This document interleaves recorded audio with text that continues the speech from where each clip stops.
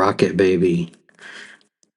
Welcome to Barrel Full of Daryl podcast. My name is Daryl and I am your host. In this podcast, I selectively discuss music, movies, and provide you with a little bit of mirth.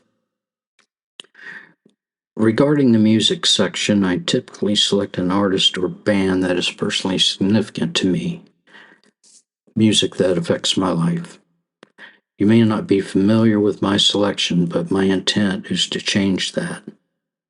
Now, as for the movies, they're more universal and you may likely know them. Maybe, maybe not.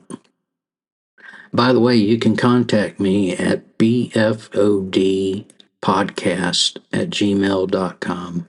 All one word, bfodpodcast@gmail.com.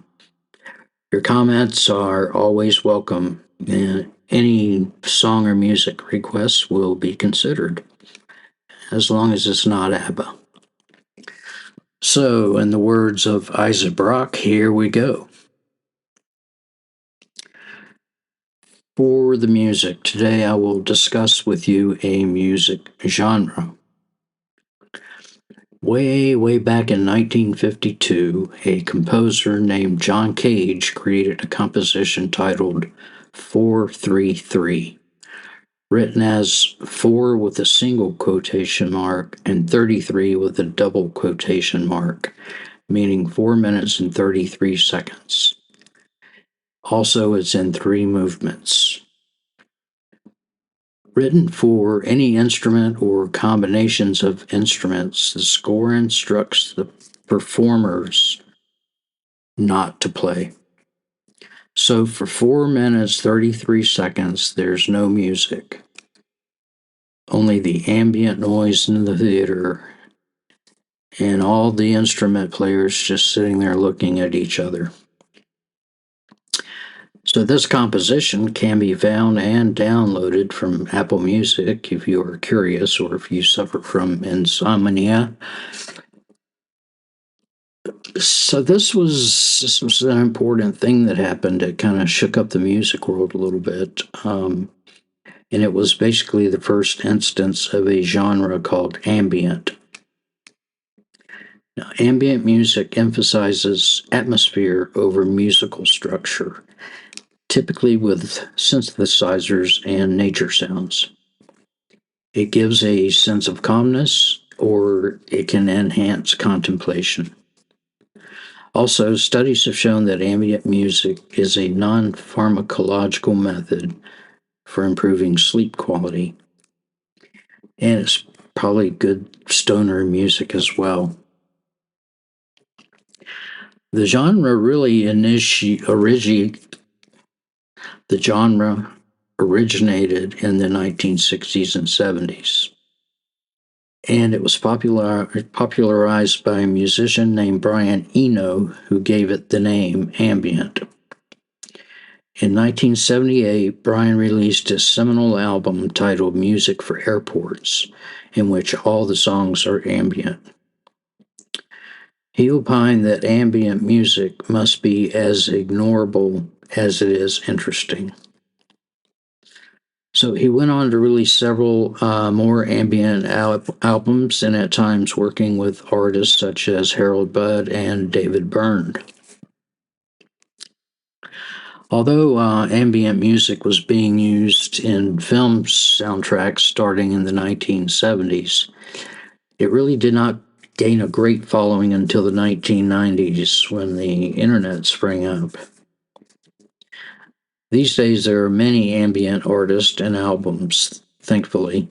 Some of the more prominent artists are Moby, Mike Oldfield, Kraftwerk, Tangerine Dream, and Vangelis, who has created the musical score for many films such as Blade Runner and Chariots of Fire, which won an Academy Award for music.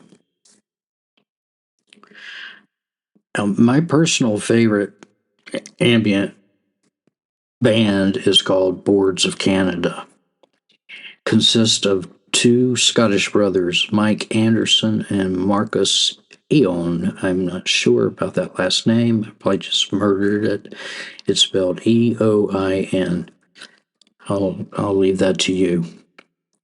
Now, sadly, they have only released 4 full studio albums and a handful of EPs. Their first and third album releases are my favorites, titled Music Has the Right to Children and The Campfire Head Face, respectively. The songs are sublime and it's where you can almost taste them. It's powerful. Now, while in college, my son Jake would listen to artists such as Deadmau5 while he studied. I urged him to listen to Boards of Canada, and he got hooked. We shared many hours listening to their music. Unfortunately, since my son's death, I can barely stand listening to them anymore, but it was great while it lasted. Another favorite artist is Ulrich Schnauz.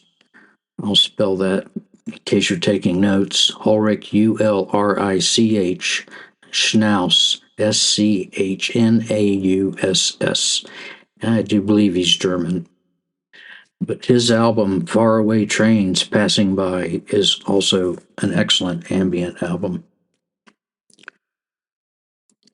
Ambient is perfect headphone music, either as background noise while you work or study, or if you just want to listen and live inside the songs. So there are hundreds, likely thousands of ambient music artists these days, and if you're interested, you have many to choose from. I highly recommend that you start with Boards of Canada and explore from there. And now a word from our sponsor. Hey, is it on now? Can you talk now? Okay. Howdy, y'all. This is Ricky Ray Bubba coming at you again. Not sure why, though. The patronage at my meat market and bait shop has not increased by one iota. Does anyone even listen to this dang podcast? Anywho, I had to throw out all my erotic meat because it got pretty damn stinky. So it's time to go hunting again.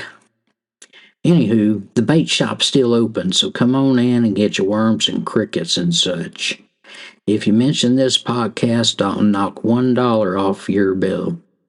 Anywho, come on down and see me, Ricky Ray Bubba, at my bait shop in downtown Scratch Ankle, Alabama.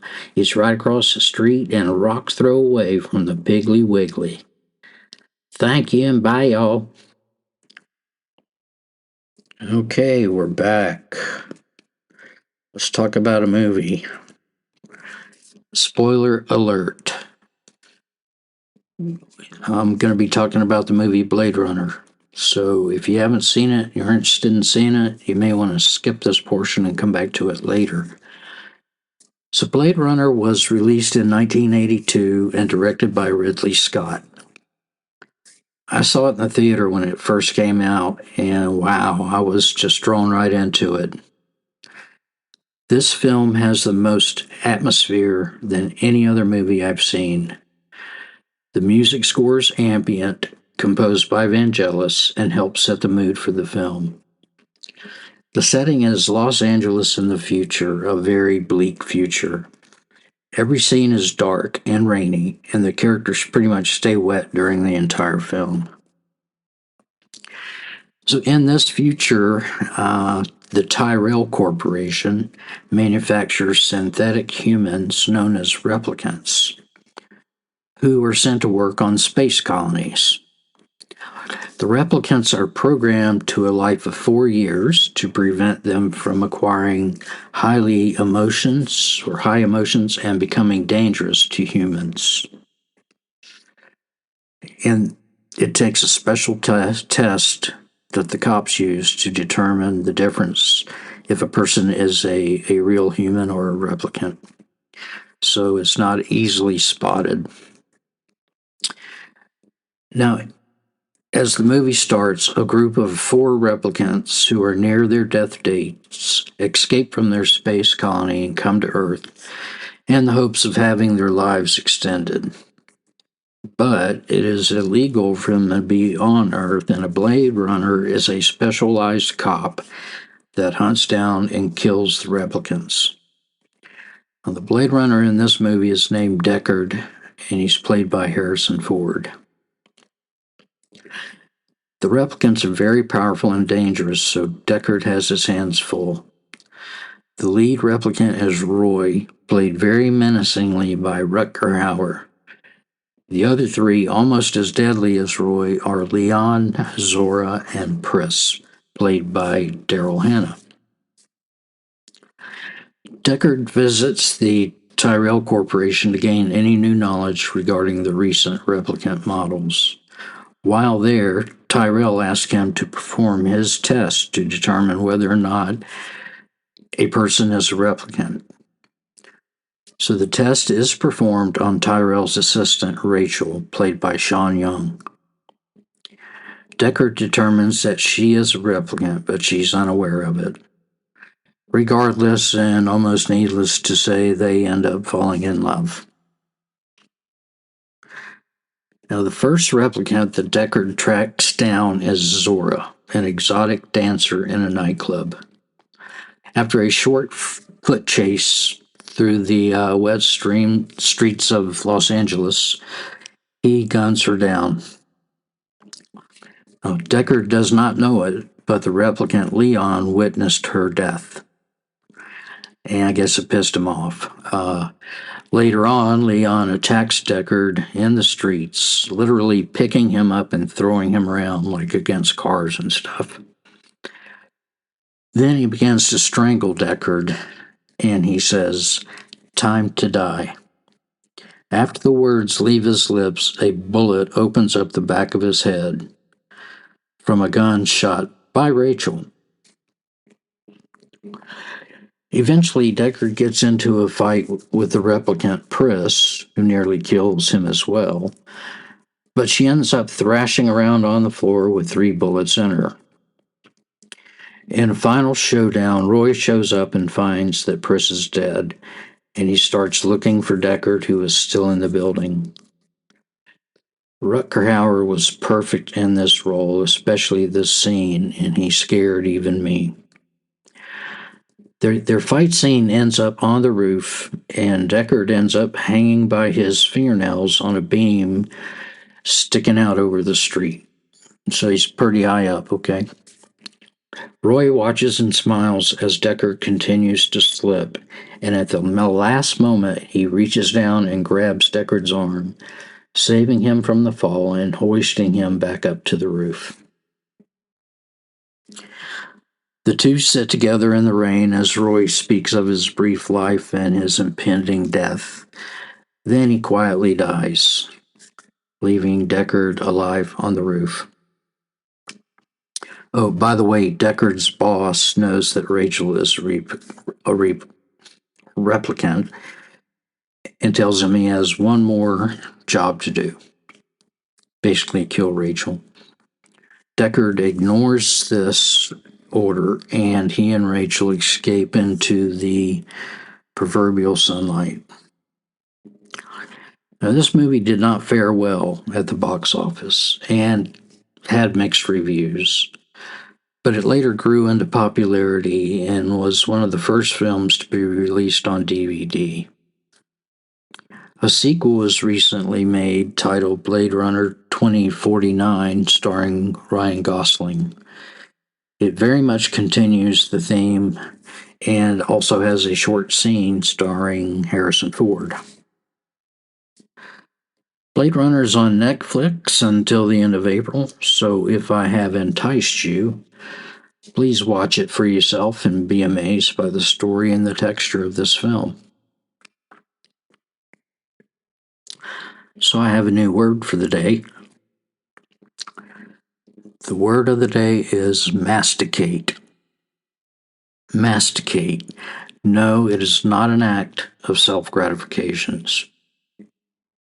It means to grind or crush food with the teeth.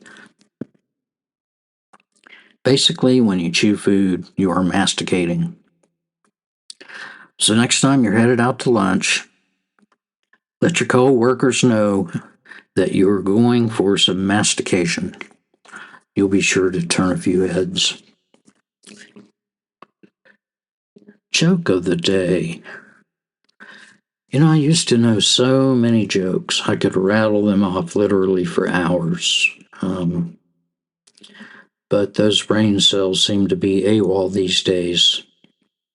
Feel free to send me an email, send me a joke, or whatever else you got.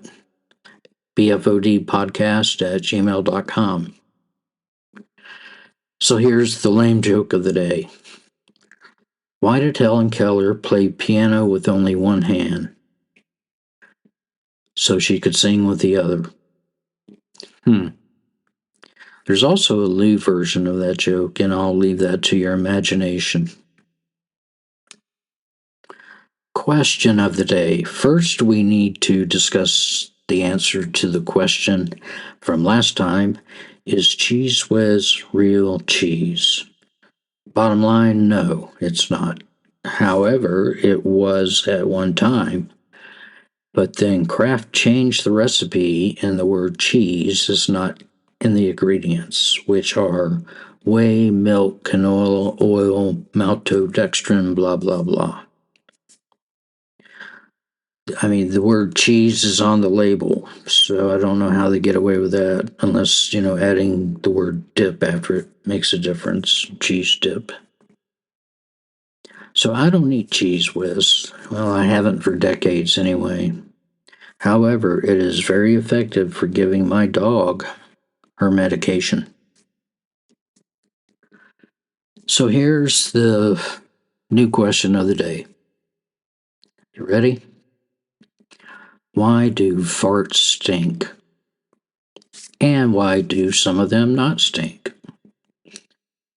So I think we'll have fun discussing this one on the next episode. By the way, I've created a Spotify playlist to accompany this podcast. There are a few songs by all of the artists that I have discussed with you, so please check it out. Well, thank you for joining today. I hope you enjoyed it. If not, let me know. If you did enjoy it, let me know. You can leave me a text, which goes into my fan mail. Until next time, I'll talk to you later. Thank you.